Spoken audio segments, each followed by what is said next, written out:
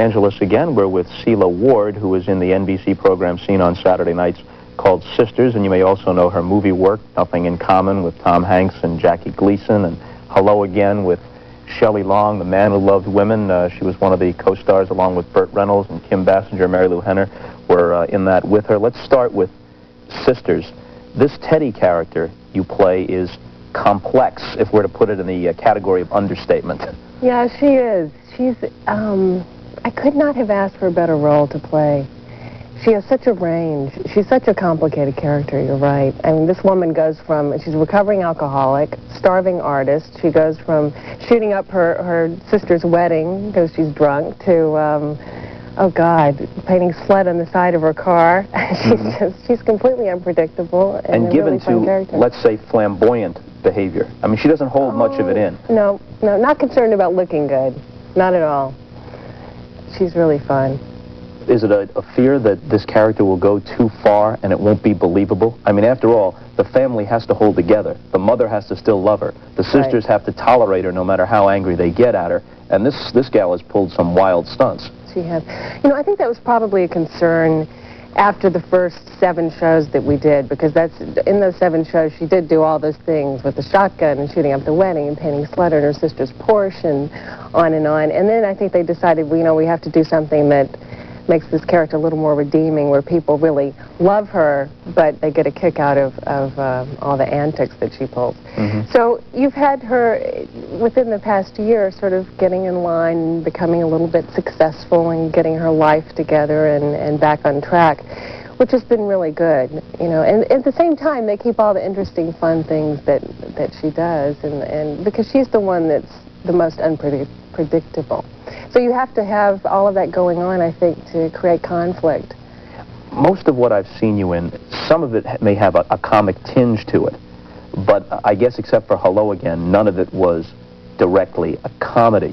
Right. And yet you seem to have a pretty good ability to be a comic actress. There was a bit in Sisters where you were selling stuff door to door, like a second-rate Avon lady. This is my favorite show. Of all the shows I've done, this is my favorite show. I had the most fun. Good morning, good morning. Good morning, good morning. Good morning,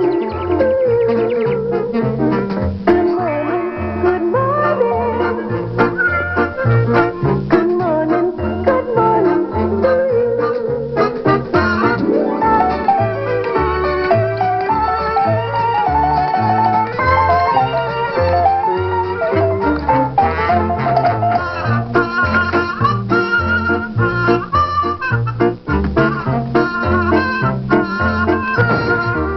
I love comedy.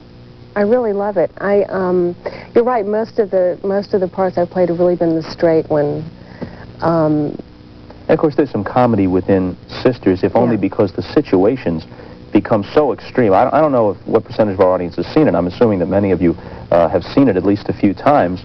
The writing is very good, very sharp. The banter, the dialogue, and even though the situations sometimes seem absurd, they're true.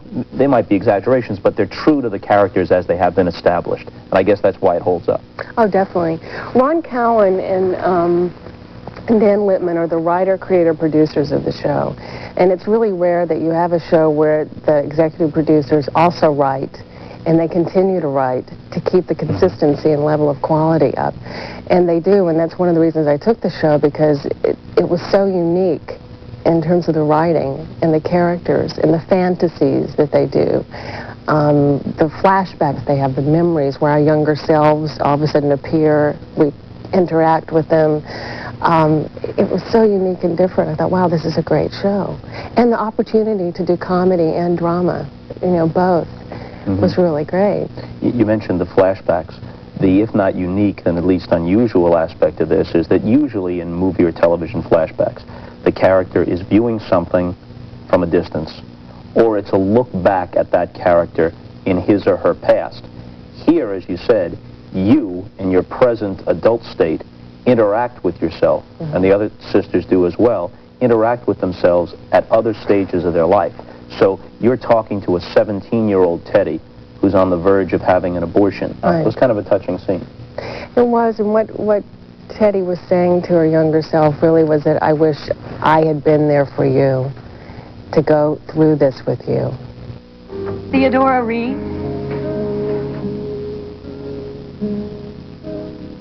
Well, come on, that's up. Look, don't be stupid. Aren't you coming? Well, aren't you? You're blowing it.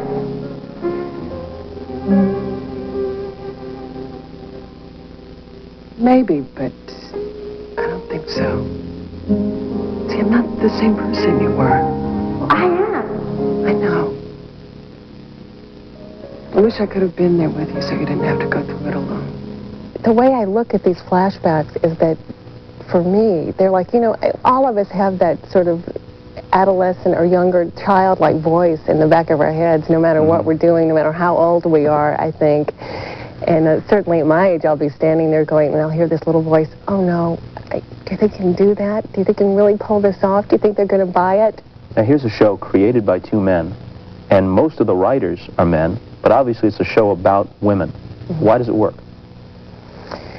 Because I think it deals with universal themes in relationships, and it's sort of strikes a common chord, I think, within all of us, because no matter what your relationships are, whether it be, you know, parent-child, mother-daughter, father-son, sister-brother, or just in terms of friendship, or in a relationship with your spouse or boyfriend, whatever, it's all the same thing. It's all the same. It's just people relating to one another and what comes up for them in those sort of relationship dynamics.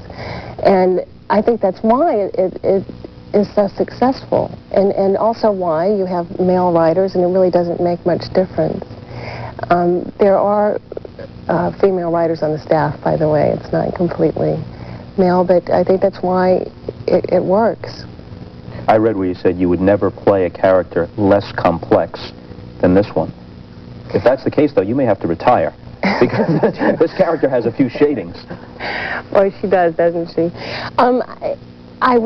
What I meant by that really was that in terms of a television series, having a role that I had to play day in and day out for, hopefully, knock on wood, a long time in this case, I wanted a character where it is challenging, very demanding, and it keeps me growing, you know. And Teddy is that. I mean, you need a character that's that complex in order to sustain your own creative juices and keep propelling you forward.